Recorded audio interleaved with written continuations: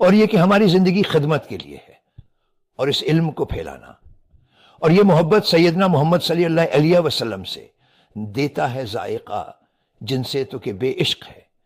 آپ کی قدر، ہماری قدر اس بات پر ہے کہ ہمیں رسول اللہ صلی ہے اللہ علیہ وسلم سے کتنی محبت ہے۔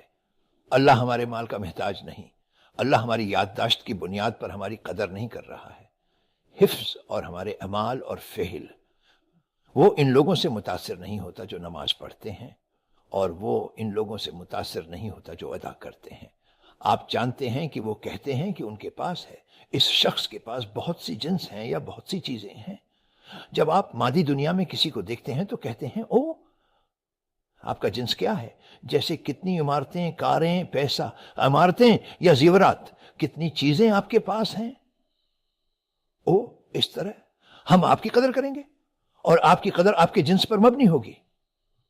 آپ کے پاس موجود اس طرح سے اور چیزیں، لیکن اللہ عز و جل کے لیے اولیاء ہمیں یاد کر رہے ہیں، جن سے تو کہ بے عشق ہے۔